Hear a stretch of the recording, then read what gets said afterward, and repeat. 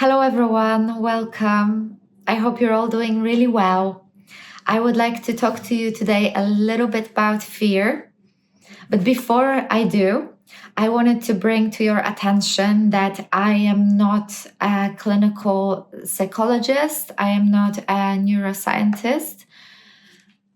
And today I will be discussing some technical terms with you, and I wanted to encourage you to draw your own conclusions, to not take everything I say as gospel. Please do challenge my words, do challenge what you hear, what you're being presented with, and do your own research and test it.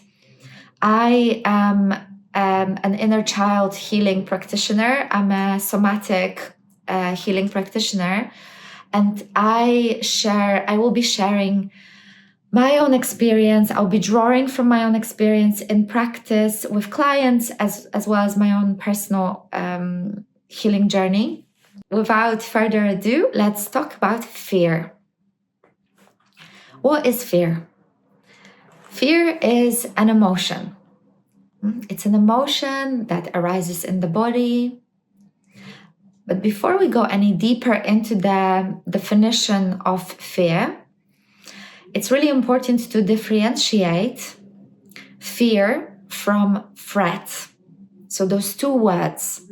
Michael Samso, he's a therapist working in Seattle. And this video is highly inspired by the content on Michael Samso's website, where he discusses the division or the differentiation between fear and threat. His website is a treasure trove of information on bioenergetic analysis. He talks about the works of Alexander Lowen and Willem Reich. I will share the website with you because I really think it's amazing. There's a lot of really precious information on it. So differentiating fear from threat. What is threat? Threat is an expression of an intent to harm. Threat is a sign of an approaching danger. It's a person or a thing that brings risk. So threat is all the force, an entity, or a process that has the potential to damage our integrity or end our existence. Fear, on the other hand, is an affective response to threat characterized by a bodily contraction. Contraction meaning our muscles shrink, we become smaller, we make our body shrink and kind of contract. So we try to make ourselves invisible or frozen or pretend that we're dead. It's a shortening of muscle. This is what it looks like for the body, that contraction. And then anger is an affective response to threat characterized by a bodily expansion. So when we fight threat with anger, we will make ourselves bigger. We will want to appear more threatening, right? To defend ourselves. So our response to threat will be fight, flight, freeze, or fawn. All those responses will be driven by fear or anger. The threat to a human being is infinitely complex because we are social animals and we have attachment and emotional needs as well as survival needs. So as those social animals, we are facing social threats, a number of social threats, such as abuse, bullying, humiliation, betrayal, etc. The threats will be infinitely complex. They will be as complex as humanity itself, and they are also wildly individual. So whether something will be interpreted and classified as threat will be very individual, will depend on personal associations, will depend on generational beliefs, it will depend on conditioning, cultural identity, values, language, etc. So there is a number of elements that will determine whether from person to person we will have a different interpretation of what threat actually is. So it's not going to be as straightforward as a survival need such as, am I on the edge of a cliff? This will be a bit more objective, right? So most people, when they're faced with a physical survival need, they will assess it in a very similar way, right? So standing on the edge of a cliff will be perceived as threatening to most humans. Being chased by a bear will be perceived by most people as threat. And then when it comes to more complex, nuanced needs, such as social, emotional, attachment needs, there are more layers to it, right? It becomes more multi-dimensional, because to some people, based on their association, going to a pub or giving a public speech, and that might be classified as a threat to one person and then classified as completely non-threatening to somebody else, because they have experienced in their life that every time they have stood up and spoke in front of others as really pleasant and a moment where they can express themselves in their authenticity, and they will be heard and seen, and it's something that will bring them pleasure or joy. And to another person, that will simply not be the case, or a shared reality, right? So now the space, or the kind of part of the brain that is responsible for sensing danger and threat, is called the amygdala.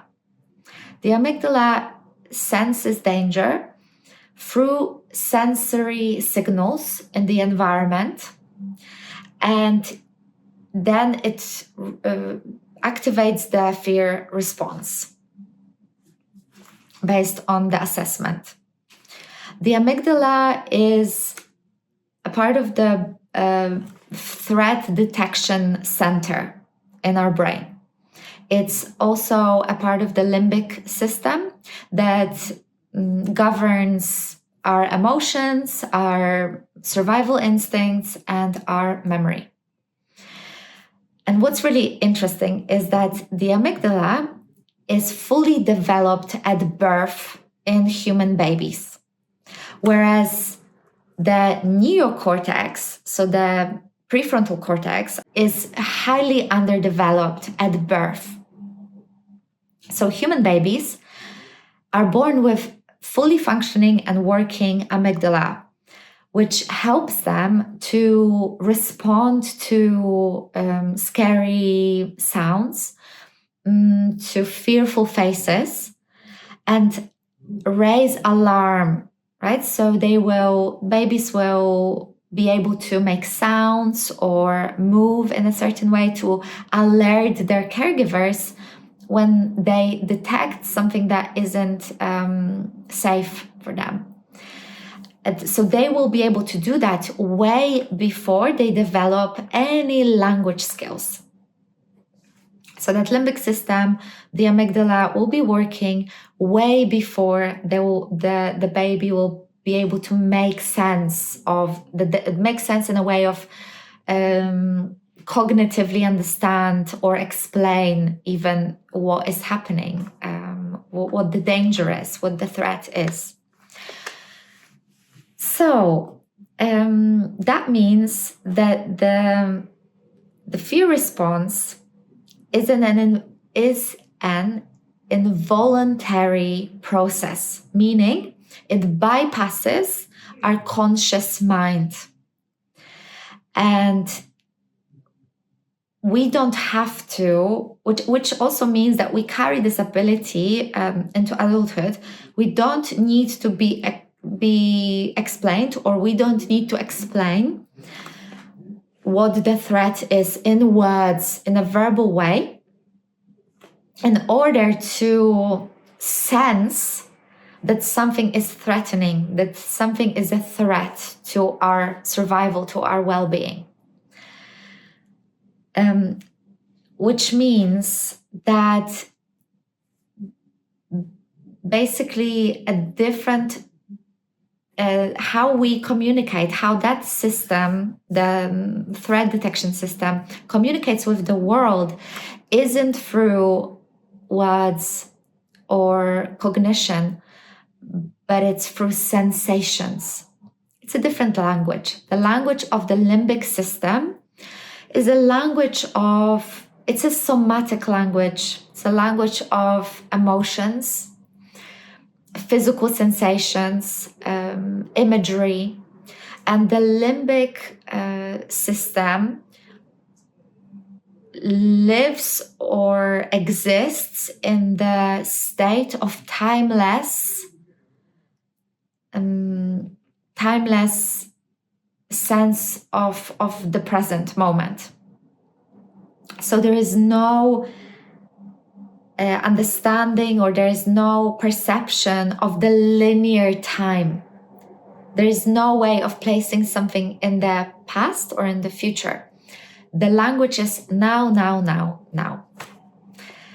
Whereas the neocortex, the prefrontal cortex, that's a different language. It's the language is logical, it's cognitive, it's analytical, it's verbal, it's linear. Our cognitive mind orients itself in time precisely and is able to understand the past and plan for the future. So now, of course, you can say that, and you should say that, well, those two parts of our brain surely communicate with one another, as you would fairly anticipate or expect, because, of course, this incredibly sophisticated operation that our brain is constantly executing and in charge of isn't just a rogue, isn't just something that's run by some rogue parts of our brain that really don't communicate with one another, and they are just making their own decisions and it's all just chaos. It's true that those two parts of the brain do communicate. So the prefrontal cortex, once it develops, it has the ability to communicate and influence the limbic system. The prefrontal cortex has the ability to calm the limbic system down with the process called top-down regulation. So thinking to feeling, mind to body, right? Top-down regulation.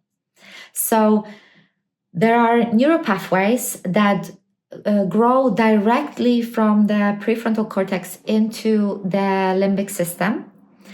And there are neurotransmitters called GABA. They're calming neurotransmitters that get released from the prefrontal cortex into our limbic system in order to cool down or quiet down this signal, alarm signals that are going off in the limbic system, saying that something really dangerous is happening to us.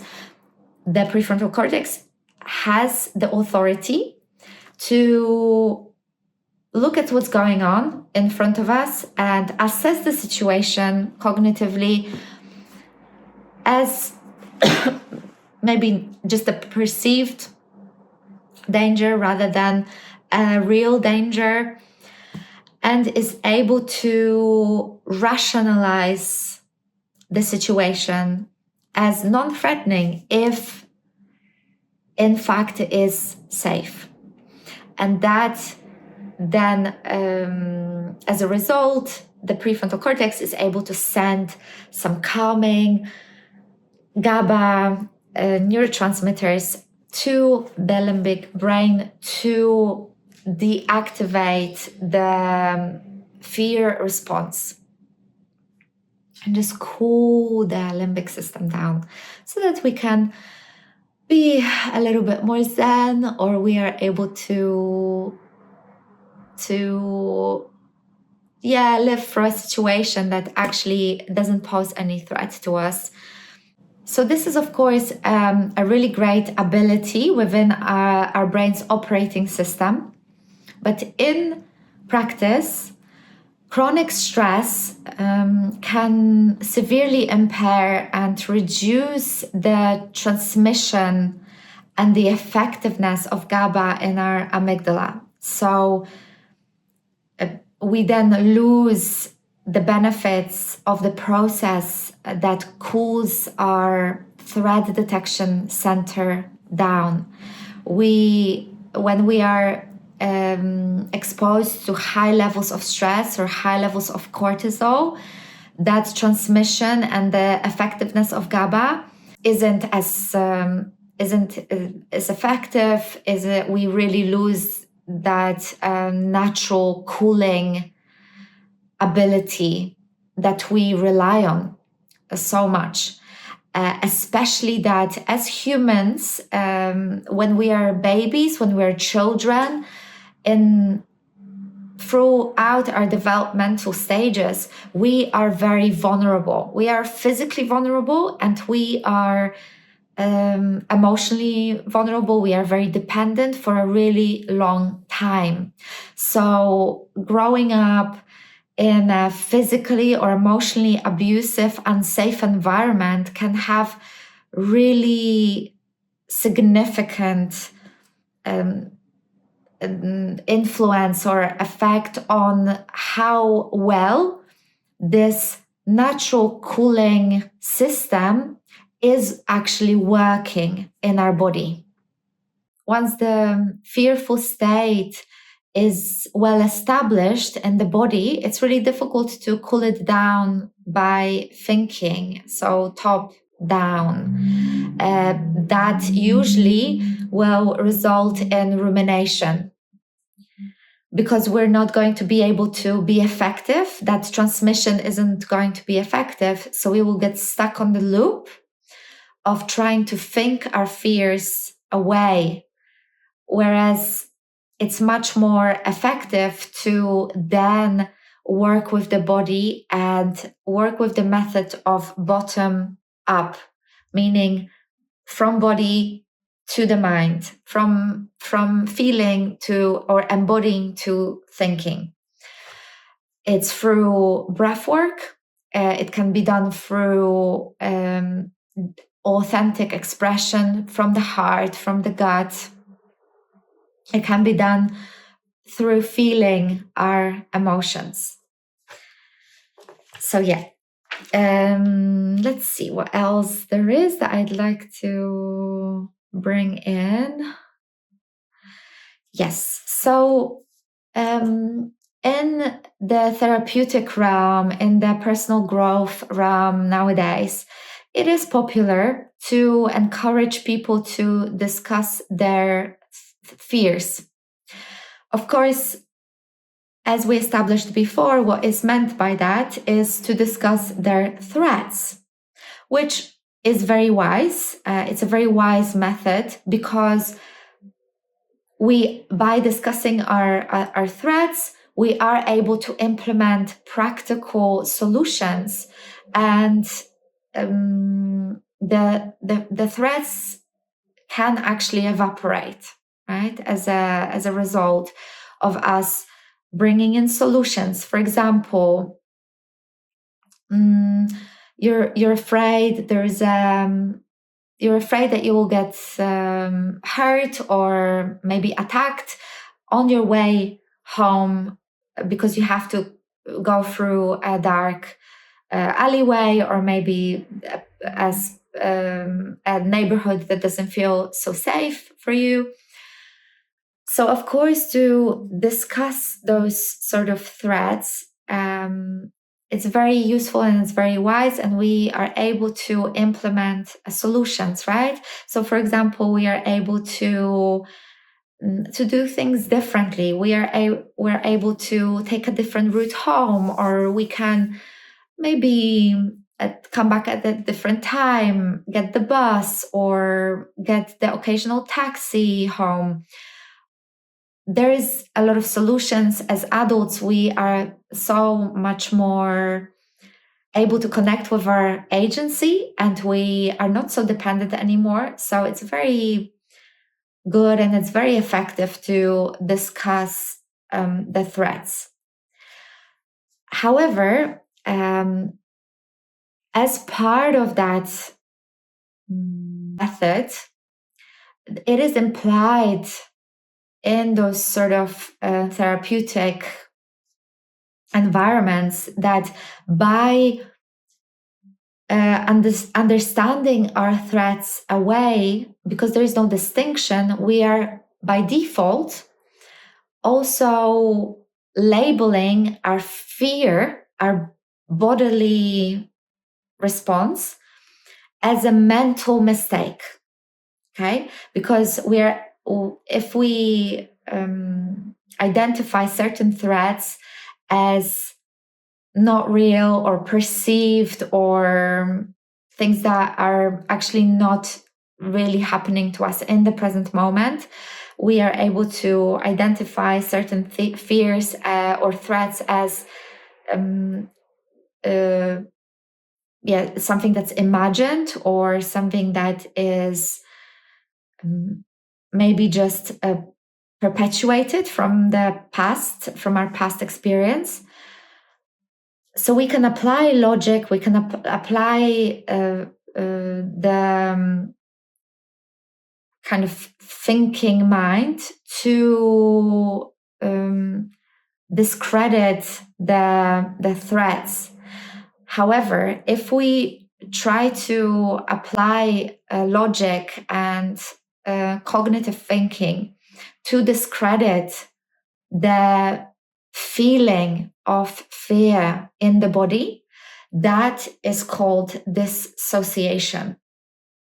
So, as I mentioned before, fear in the body is an involuntary response, meaning that it has a basis in the body. The body has already been contracted with fear. If there is a strong imprint, there is a strong memory of fear that hasn't been resolved, that hasn't been addressed, that hasn't been soothed away, then that contraction already exists in the body. And what can happen is, in fact, we will have the opposite reaction. So, which means that because there is a strong imprint of fear in the body, the mind is going to try and make sense of that state. There is if we are in fearful or threatening situations a lot in childhood or throughout our lives, an interpersonal style develops that is suspicious, that is hypervigilant. That style has its home or takes root in the body.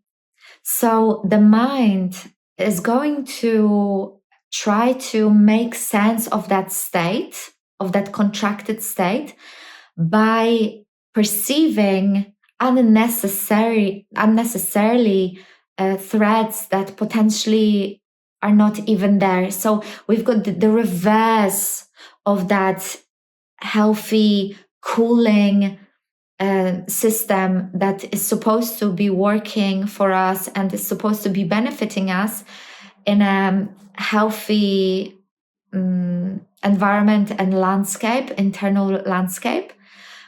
But unfortunately, what can then often happen is the exact opposite. So the mind is going to be influenced by the body and by that state of heightened alertness. So the mind is going to start to anticipate fears that in an unnecessary way as well. So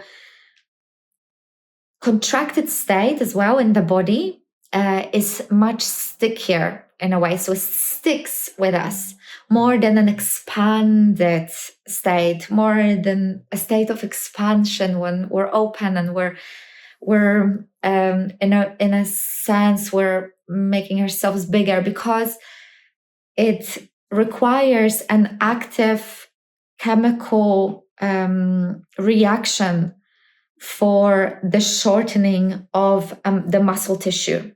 So if we have shrunk, if we have contracted frequently in the past or frequently throughout our childhood, the state of our body without body work, mindful body work, specifically intentional body work, that state will become more or less permanent. How to speak to the limbic system? By feeling the emotion that arises, by feeling the fear. You can try to locate it, orient yourself where the fear is, where you can feel it in the body. You can bring your attention to it.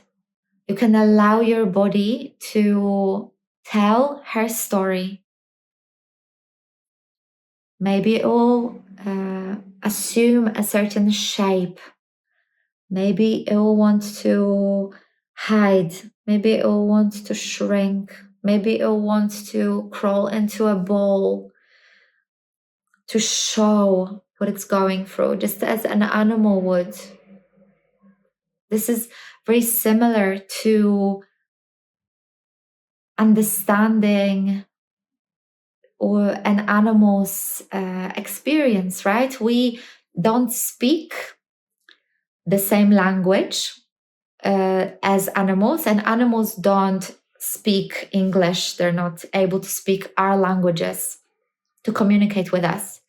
However, we are still able to identify their state of being by analyzing or understanding their shape of the body, whether it's contracted or expanded, whether it's the facial expressions are tense or they're fully relaxed, if they are presenting, if their body is presenting as fearful or presenting as angry or rageful or relaxed and joyous.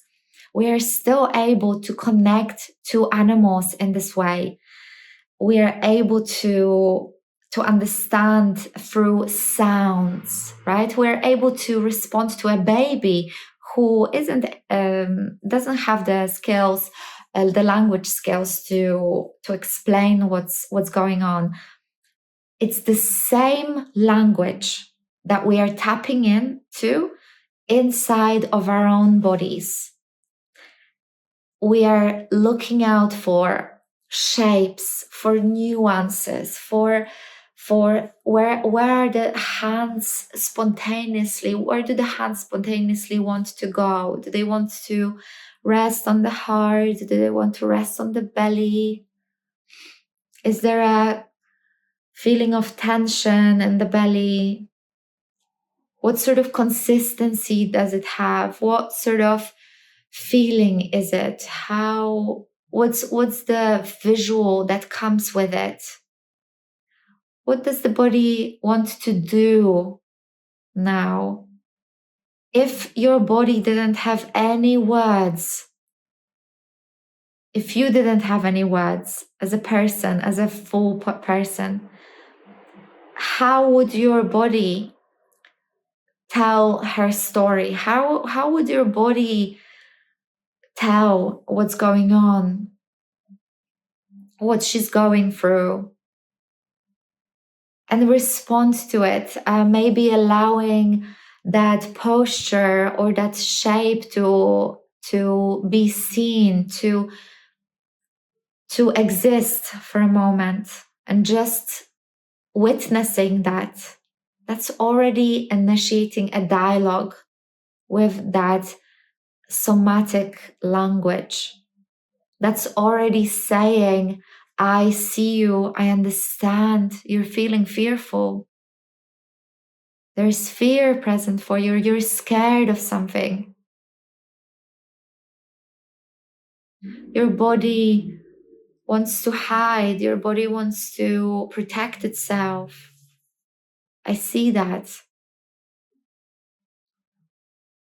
And then by allowing that posture to be, by allowing that shape to be, for as long as it has to be, for as long as it needs to stay in those emotions, for the sound to unblock, for the words sometimes to unblock as well, for the crying to unblock, or for the shaking to come through, for any somatic reaction to unblock, to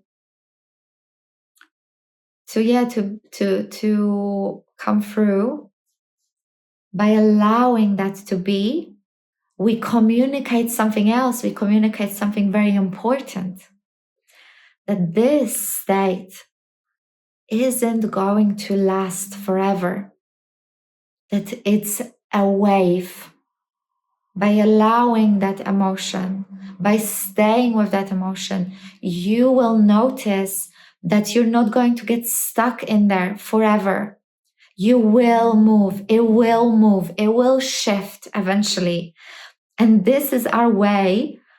This is the only real way to tell the limbic system, to tell that threat detection center that, oh, things have moved. I've survived. I survived this. Another thing came. Something else came. Something shape shifted. Something transformed there. There was another feeling that came through. Oh, if I was able to stay with this feeling and it transmuted into something else, maybe if I stay with this difficulty, with this discomfort, it will also transmute into something else. Maybe it won't kill me. And then in visualization, also asking yourself, what is needed here? What sort of gesture was missing? What sort of environment was missing? Who was missing from that picture? Who is a safe presence? Who is someone who would be able to bring a sense of safety, as some justice into that picture? What was needed? And just asking those questions to the body, not verbally, but really just observing, noticing, being present, just as if you would be with a really good friend who's actually trying to tell you a story, trying to tell you their experience, and responding, reacting to that.